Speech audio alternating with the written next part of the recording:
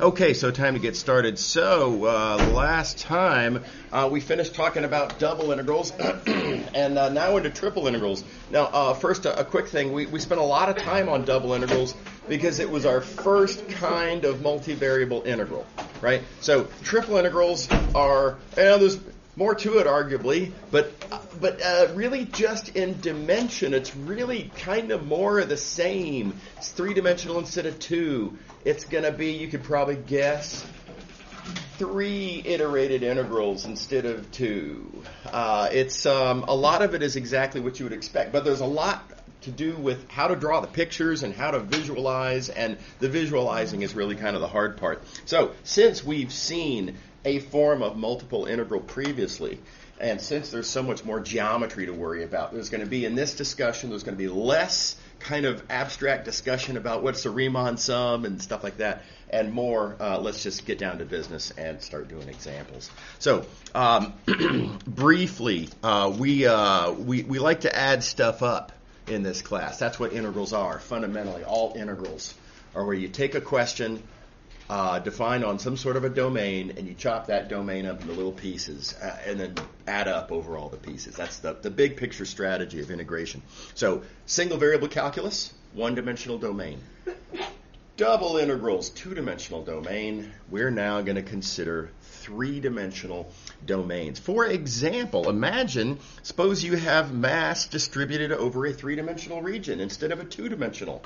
Frankly, a more common scenario in our three-dimensional world that we live in, right? So instead of this density representing mass per unit length or mass per unit area, now density is back to the good old familiar high school point of view on density. It is mass per unit volume, right? But same idea, just a different notion of size.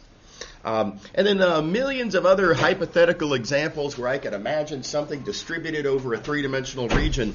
I don't know if y'all have ever had a course in probability or a course that's talked about probability a little bit as being computed with integrals of something called a probability density function, aka PDF. But anyway, it's computed as an integral, right?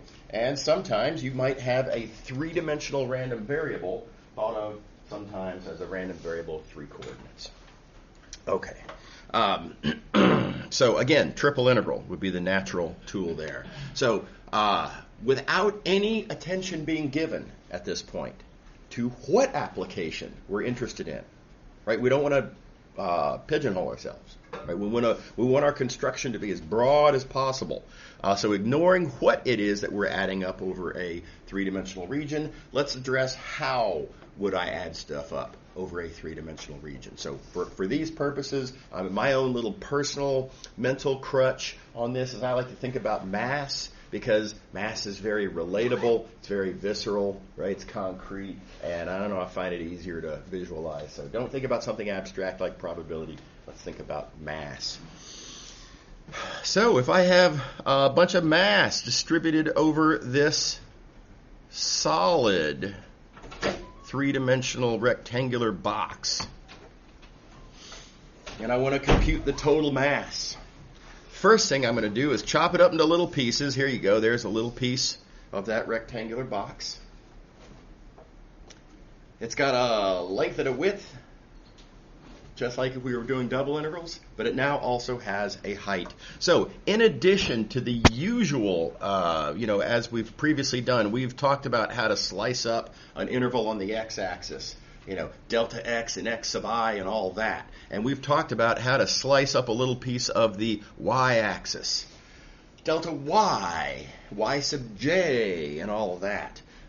Now, we're just also, in addition, not instead, in addition, going to slice up an interval on the z-axis, and delta z and z sub k, just like the delta y and the delta x and the analogous. So you'll notice the structure of these formulas looks just like what we saw with double integrals, just now in a third direction. So that allows me to quantify where and how big is this little piece of volume.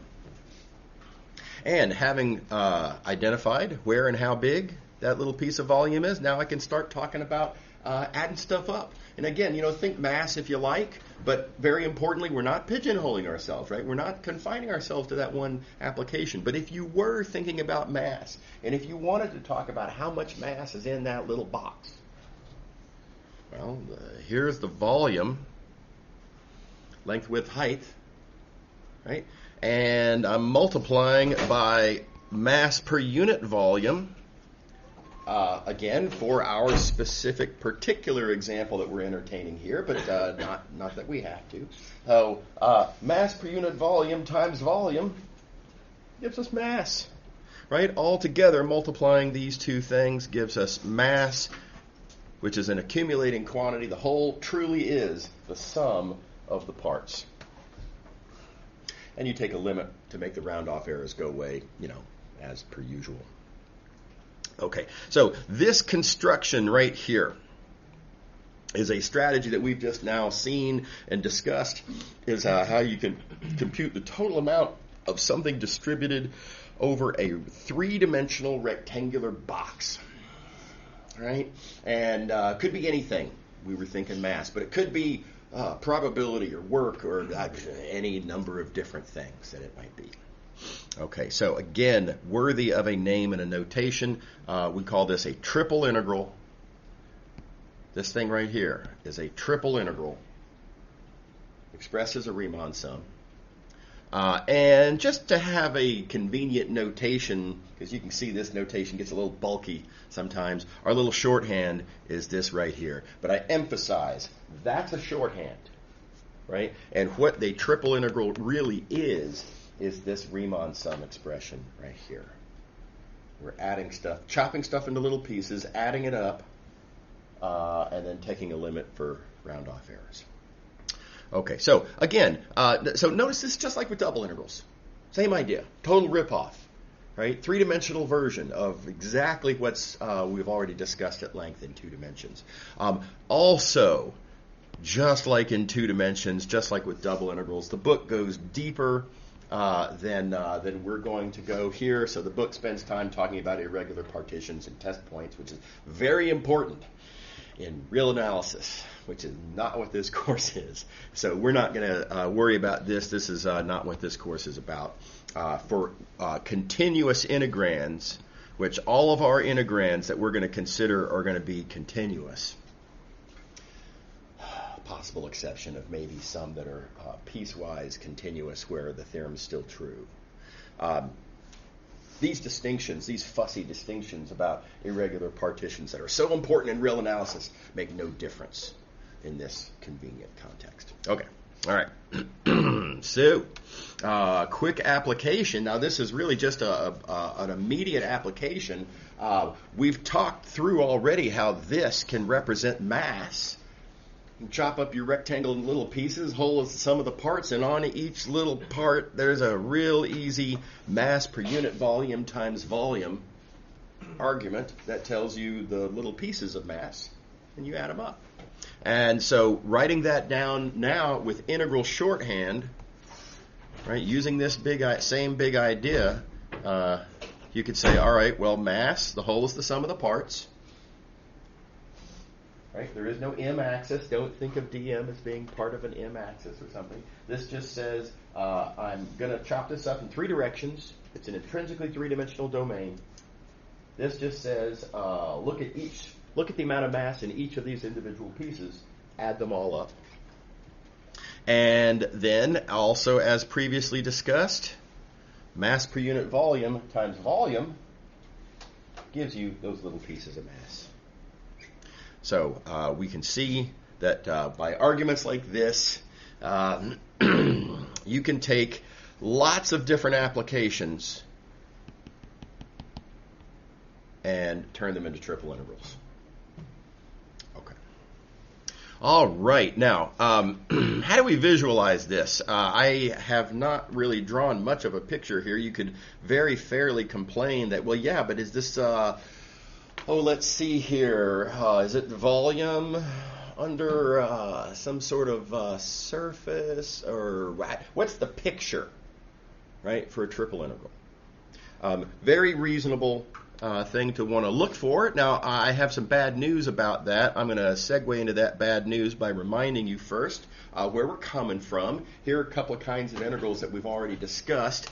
And let's see here. Here's what a lot of students like to, cling to, this idea that integrals are to be understood from the point of view of graphs.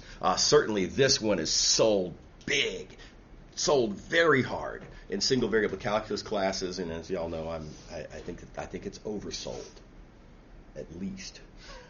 Right?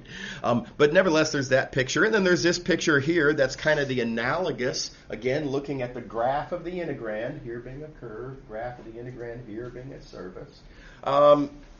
And the integrals represent you might say, size of how much is under the graph. And there is a certain amount of satisfaction in this. But now, that recognized, let me complain about this picture, this kind of picture over here. For one thing, in practice, most of the time, this is not what we're interested in. In the real world, when you're out there doing engineering and stuff like that, it's extremely rare that you actually need to know the area of something. It just doesn't come up. That's not a common state. It's not that it doesn't happen. It's not a common scenario. Volume under a surface, yeah, maybe a little bit more, I guess, but still it's not primarily what we're interested in. Most of the time in engineering practical circumstances, what we need to understand is how to add up stuff, right? So I propose that the standard second example of what you can compute with a single variable integral, namely mass of when the mass is distributed over an interval on the x-axis, mass of a rod, typically phrased. This is really more representative of the kind of stuff that you actually compute with single variable integrals. And likewise, that this picture here is more representative of what you actually compute with double integrals. It's usually stuff. I'll point out one-dimensional integral, one-dimensional picture. It's really kind of more natural if you think about it. Two-dimensional integral, two-dimensional picture. Okay, so that's all stuff you've heard before. So let's extend this comparison now to triple integrals. And notice one really bad thing that happens here, right? For a single variable integral, you get a two-dimensional picture. For a two-dimensional integral, you get a three-dimensional picture. What do you suppose you get for a three-dimensional triple integral? We get a four-dimensional, you know what, I'm going to do that in red. We get a four-dimensional picture, and we can't visualize that. Can't even really fake it. Right? So I'm going to lobby yet another complaint about this graph point of view on integrals. Not only is it usually not what we're interested in, not only is it unrepresentative, geometrically unfamiliar, unrepresentative of the things we're actually interested in, it also sets you up for failure when it comes to understanding triple integrals. There is no good picture I can draw that's in analogy to these. The dimensions just aren't there. We're sadly confined to three-dimensional thinking, right? So that's not good. Whereas, by contrast, if you look at this point of view over here, one-dimensional integral, one-dimensional picture, two-dimensional integral, two-dimensional picture, three-dimensional integral, three-dimensional picture. Cool. I suppose it's a little hard to draw, but it's possible, right? It's not even really ultimately all that hard to do. Okay, so there's that. I emphasize, when you're trying to understand triple integrals, don't think by analogy with those pictures.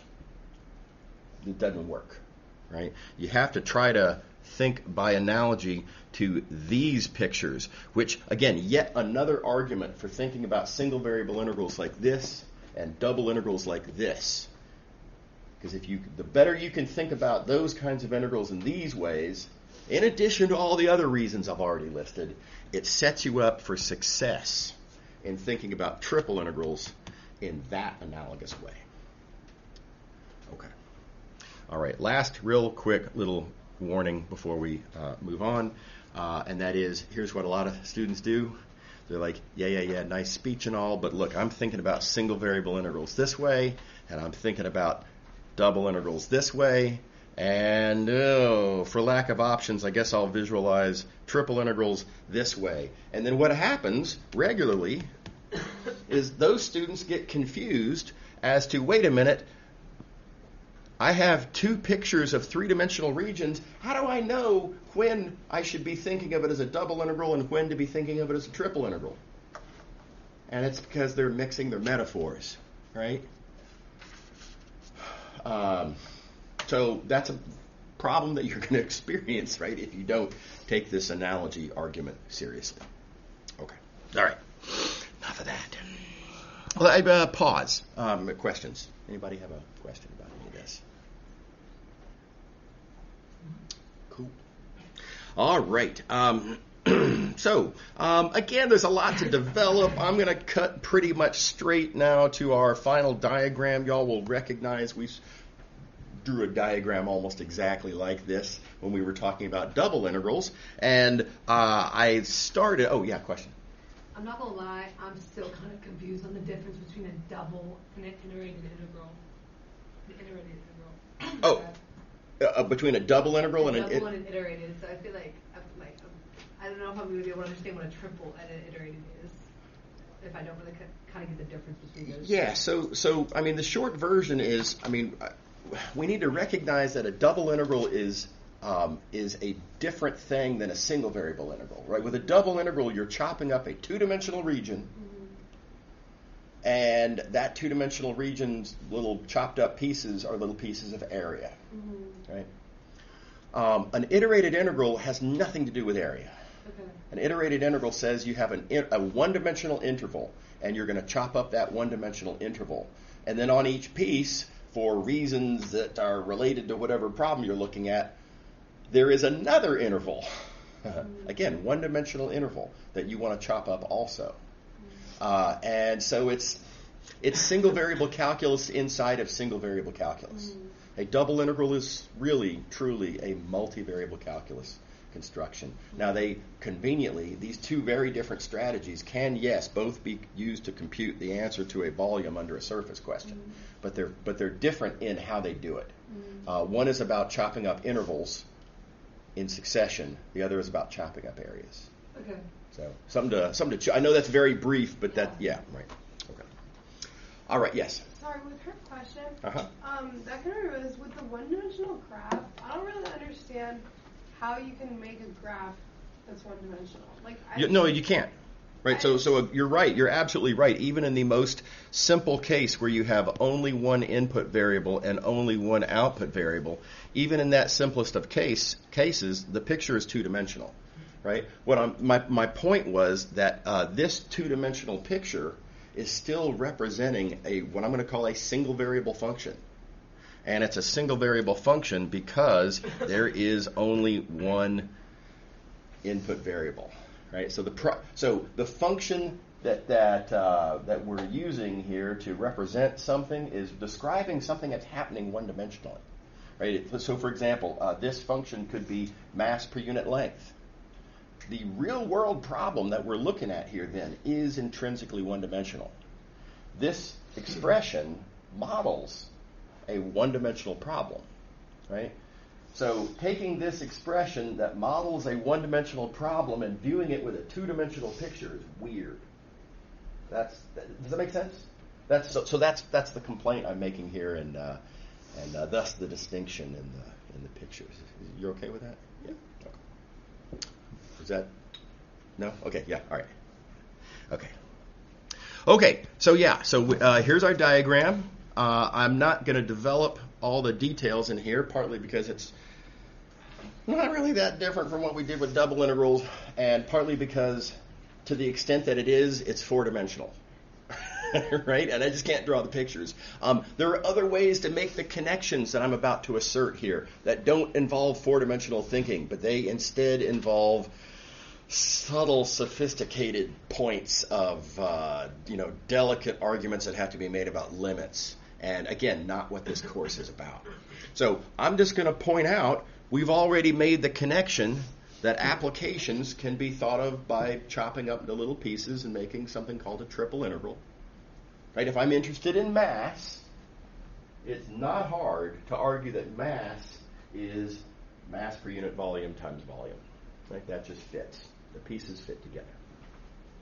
And you could imagine that if we were to write down a triple iterated integral for whatever reason, that's just single variable calculus inside of single variable calculus, which now has more single variable calculus inside of it. But still, it's just single variable calculus. Just, 3 of them instead of 2 of them.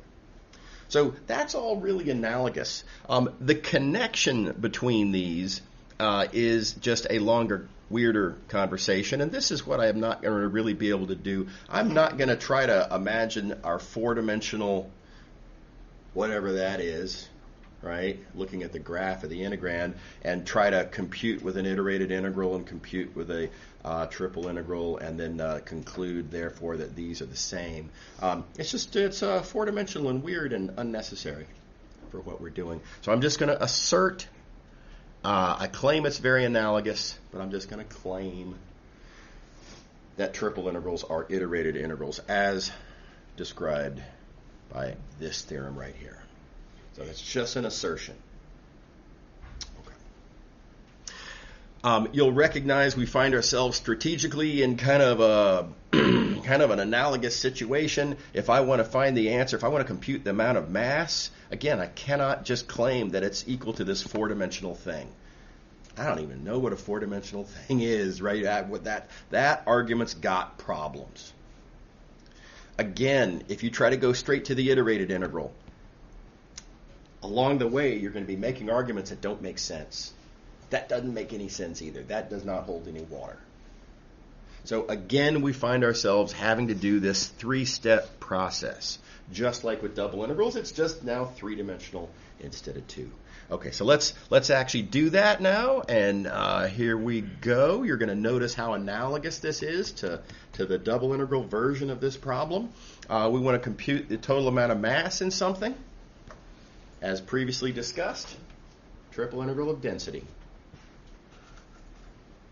Again, because on the small scale, looking at little pieces, this just says mass per unit volume times volume. There's nothing subtle. There's nothing, obscure, weird going on there. That's just mass per unit volume times volume gets you mass. Nothing to it. Okay. Second part of the problem, phase 2 of the problem, rewriting it as a triple iterated integral. And notice I can slice in whatever order I want. I've got 6 different options. We'll talk later about how to make good decisions about which way to slice. When you have a rectangular box, it doesn't matter. Go crazy. Do whatever you want. All good. And notice that the bounds correspond with the ranges of values defining the rectangle. So, for example, the y bounds are 0 to 2, because that's what, in this notation, is representing the range of values for y on our rectangular box. This is the y shadow, if you will, of our rectangular box. Likewise, the range of values of x is 1 to 2, because that's the x shadow of our box, and the range of values of z, 0 to 1, again, same reason. So, iterated integral, nothing to it. And now begins the single variable calculus. I'm going to mostly skip all the rest of this.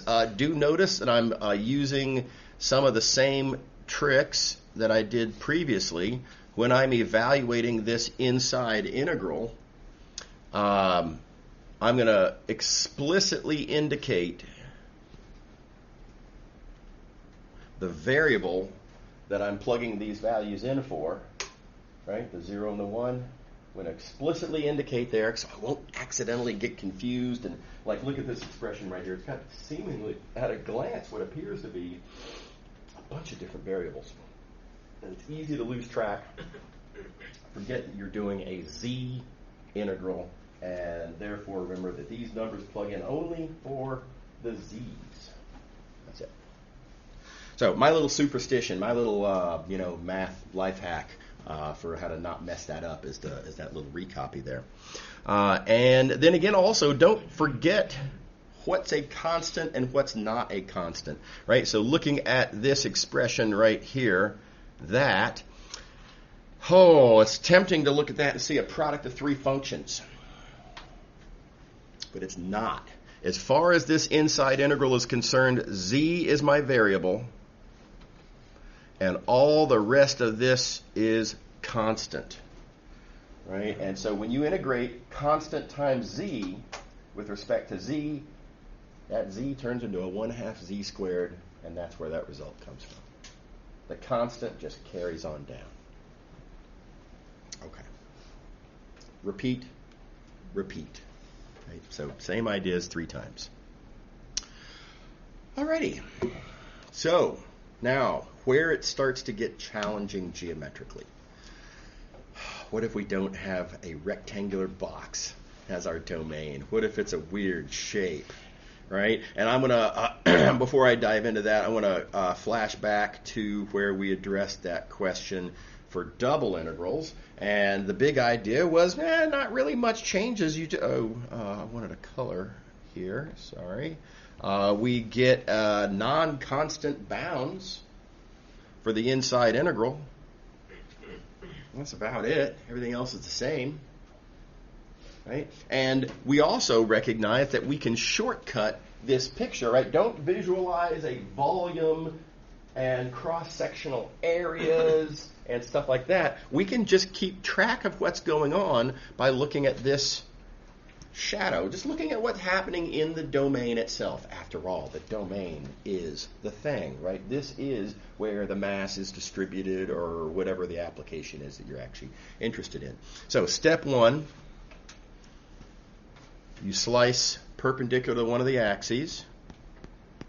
This is what those slices look like. Okay, sure, actually, for the volume question, each one of these represents a cross-sectional area. This is just the shadows of those cross-sectional areas, such as we drew up here. Yeah, fine, right? It's just these little footprints of those cross-sectional areas. But it doesn't matter. We're just trying to find the bounds, and so I just have to look at where these slices are, and in particular, see where is the first one, and where is the last one. And having done that, I pick one, right, with the understanding that it's going to actually be all of these values between C and D. But just one at a time, we'll pick one, we'll look at that slice, and then on that slice, I ask the next question, how do I slice up the interval from A to B? Right? Now again, in that process here, I'm doing that because I'm actually trying to compute the cross-sectional area. Again, don't worry about that. That's a distraction. That's not what we care about. In terms of the bounds, all we need to keep track of is where does it start and where does it end. Okay. So, short version, you slice in one direction, note the starting and ending values, and then fix a value and move on to the next variable. So that's what we're going to do. I think I hit the wrong button there. That was weird. I wanted, how do I, is this the, yeah, there we go. Okay. There we go. So that's going to be our process here. We're going to slice in one direction, identifying the starting and ending values, first and last slices, then fix a slice and move on. In other words, repeat, come back and go through the process again. Okay, so that's our process. Let's see what that looks like three-dimensionally. Here is a generic example. Got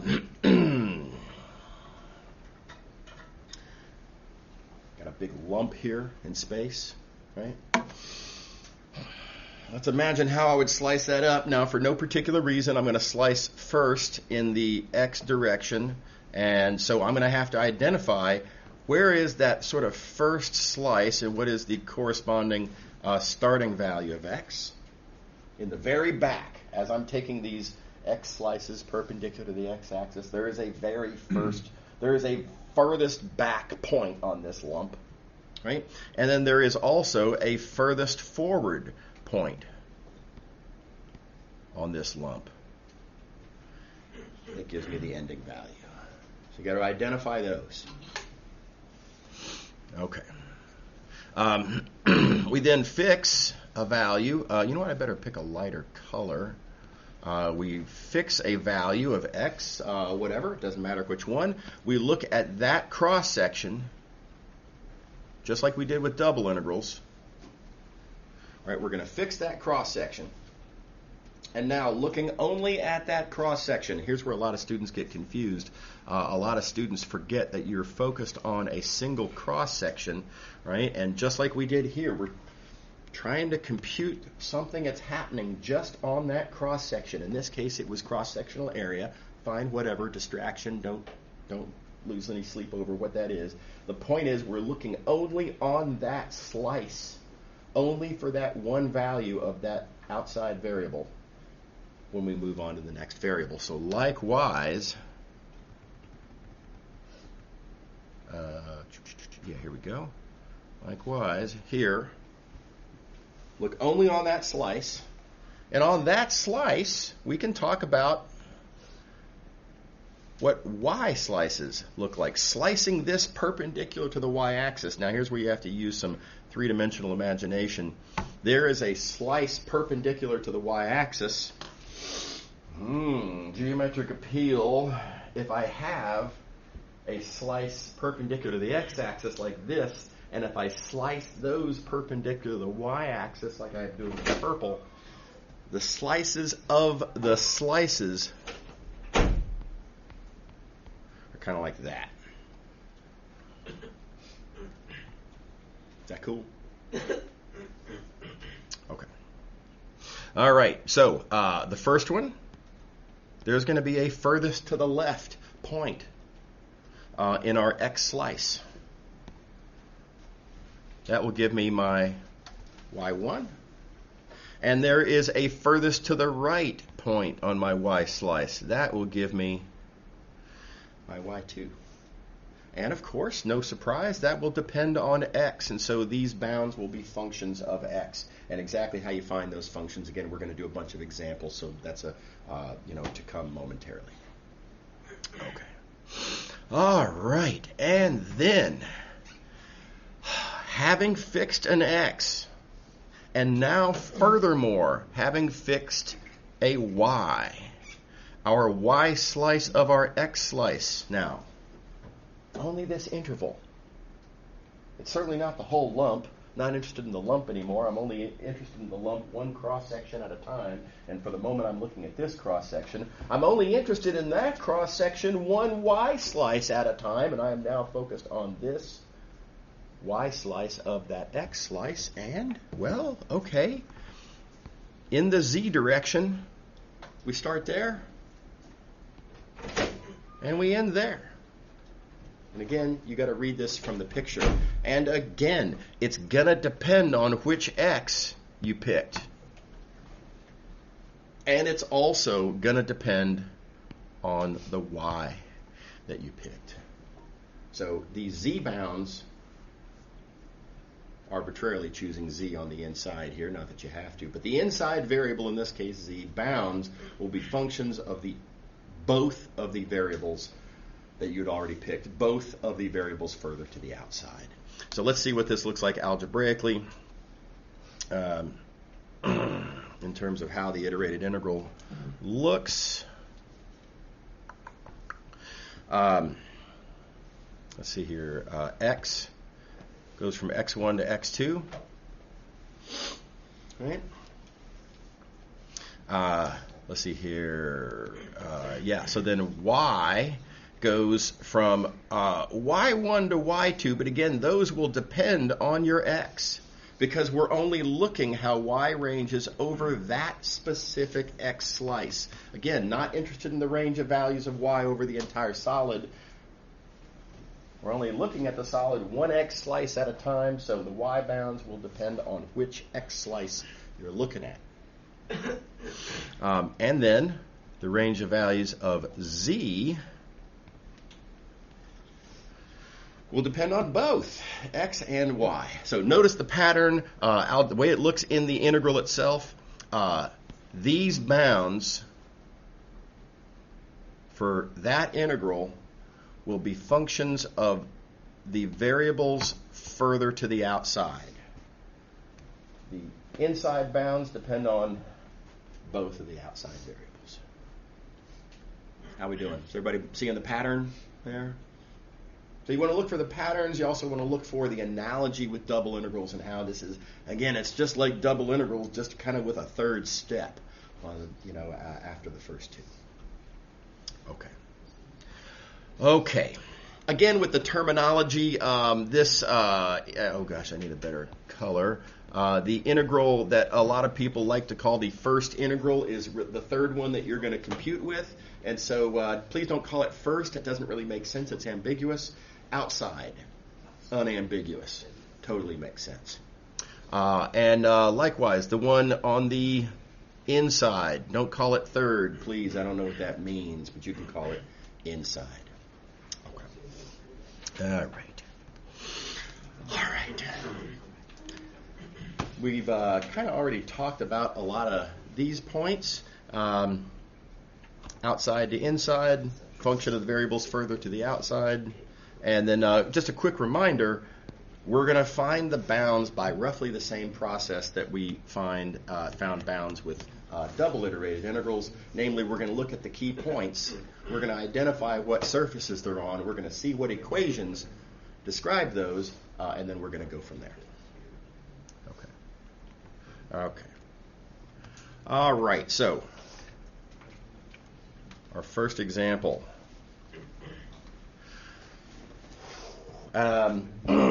So there's different ways that you can do this, I suppose. In fact, 6 different ways that you can slice. Again, we'll talk about how to decide on the slicing order soon. A lot of what we're about to do here, in terms of what these answers are, students might be tempted to, I can just kind of see it in this case, because it's an easy one and stuff like that. I want to emphasize the purpose of this example is not to get the answer. Right? The purpose of this example is to allow us an easy way to ignore inconveniences like algebra and geometric challenge and focus on the process. So don't think about the answer. Don't think about how easy the picture is. Think about the process here. Okay. All right, and with that said, we apparently are putting our x slices on the outside here, so we will start slicing. Oh, I guess I got ahead of myself. Tetrahedron. Right? This is going to be our domain for a triple integral. Why? What are we computing? Doesn't matter. We have a triple integral. Maybe we're computing mass, and F is mass per unit volume, whatever. Okay, so arbitrarily, x on the outside. There's my range of values for x. Looking at this solid, if I can get this to hold this back here. There we go. So looking at that range of values of x, I argue that the starting value of x comes from that point, and the ending value of x is going to come from that point. So, as usual, we're going to use points on the picture to help us understand how to find the formulas for those bounds. And I'm going to start with the ending value here, because the starting one really is easy. By the way, I'm sure you noticed this point defining the starting value. It's the origin. I don't have to do much algebra there. It's literally the origin. I already know x is 0 there. So that's the, sometimes you get lucky. So let's focus on this last one here. And what can I say about that point? What do I know geometrically? What curves, surfaces? What geometric objects is that point on? Okay, well, it's clearly on that plane. Thank you, picture. Right? The picture is what tells us that that plane is one of the planes that helps me understand that point. And that plane has that equation. Next, it is clearly on that plane, which has that equation. And lastly, it is clearly on that plane, right? This one here, that equation. All right, so if I want to understand this point that describes my ending value of x, right, that point is described algebraically by these three equations. So now again, I know you can kind of look at this picture, you can look at the givens, and you can be like, well, yeah, it's obviously 1, right? That's not what we're interested in. We're interested in what is the process by which I take a point and use that to produce algebra by which I can actually solve for where that is, right? So in particular, make sure that you identify what are the appropriate surfaces describing that point, and then find their equations and solve to get the point itself. So that's where this 1 comes from. That's the ending value for x. We end at x equals 1 because this algebra from these equations, from these surfaces containing that point, right? Tell me so. Yes? Can we do this in any order? Yeah. These differentials can be in any of 6 orders. That's right, absolutely. So I picked this order arbitrarily, and I'm going to mix it up as we go through more examples. Yeah, totally. Is that cool? Mm-hmm. Yeah. Okay. All right. Okay, so now here's where a lot of students mess up. Reminder, we have to fix. That's a bad color choice. Let me, I'm going to use light blue here. We're going to fix a value of x. We're going to therefore focus all of our attention now on this x slice. Hey, you really got to have a decent picture, by the way, to be able to infer what does that x slice look like, right? The picture will be your guide on that. Make sure you have a decent picture. By the way, if you're not good at drawing three-dimensional pictures, I've been asked so mmany times over the years, how do I get better at drawing three-dimensional pictures? And so I do have a couple of neat little tips and tricks that you might find useful, and I hope you will. And I put that into a couple of recordings that are on the YouTube channel, Miscellaneous Topics playlist. It's called Drawing 1 and Drawing 2. It's 2 recordings. Grand total, it's about an hour, and it's everything that I know about drawing. And I make no claims to artistic talent, but I am pretty good at 3D math drawing. So hope you find that useful. Okay, so x is fixed. We're focusing on the x slice. Now we think about the range of values for y. Here's where a lot of students mess up. A lot of students, so many students, say, okay, well, y starts there and ends there. And that's wrong. It's just not right.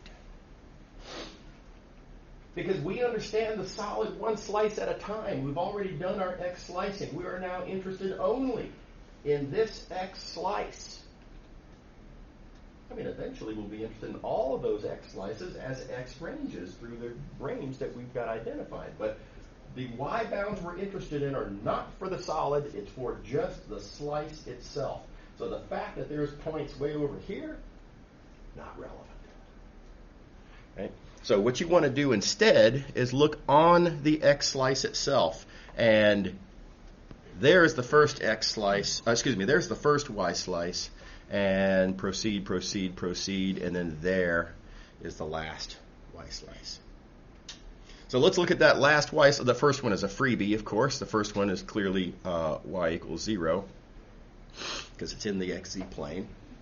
Just leaps off the graph. We got lucky, right? You get lucky sometimes. Now we're going to look again back at our X slice. We'll look at this endpoint. And what do I know about that point? Again, we got to write down. Oh, is that a hand? Yeah. Yeah. What's up?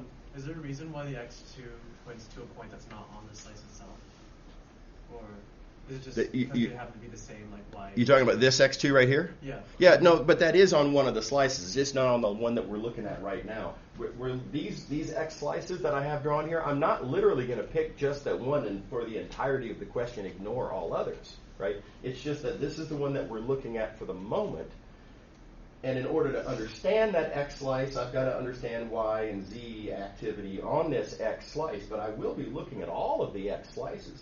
There is an X slice there. It's the last one. Yeah, sure. Yeah, we're not going to miss any of the solid. Yeah. Okay. Okay, so how do I understand this point?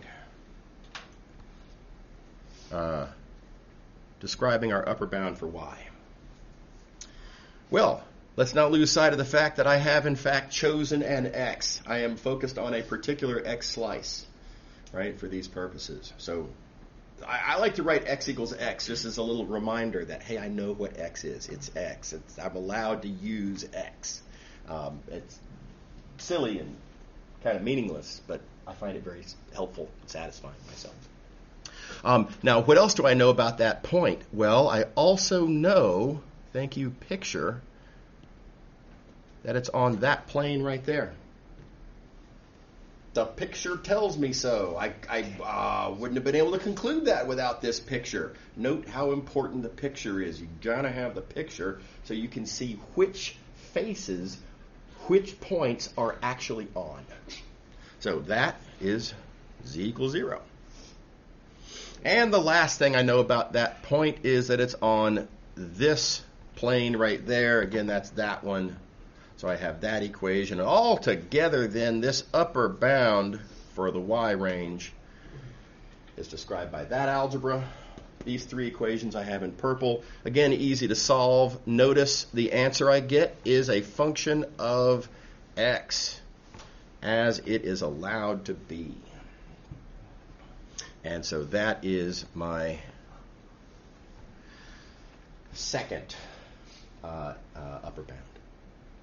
Everybody on board? You see the process?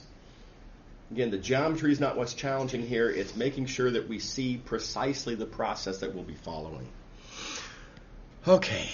And then, lastly, with X and Y both chosen, looking then at our Y slice of our X slice, you can see Z, again, it pretty clearly starts at 0. And my gosh, look at this point. It's clearly in the XY plane. I don't need to know anything else. It's clearly got Z equals 0. Sometimes the fish jump in the boat. And the ending value is the more interesting one. That ending value comes from the fact that I know X and I know Y. And I also know color choices. That point is also on that plane, which has that equation. Right, so again, to understand this ending value of Z, to understand that, this is the algebra in which I need to solve for Z. Note, it is, as is allowed to be, a function of both of the variables further to the outside, and this ending value for Z is that, 1 minus X minus Y. Okay, so that's the process, and now, I was hoping we'd have more time to go through more examples, but let's see, I'll bet you, in fact, we may be out of time. Well, we have 20 seconds. Okay, I'm pretty sure I owe you all 20 seconds. So I'm going to go ahead and end with that example right there. See you later. If I didn't get you for attendance, don't forget to make sure that I mark you down.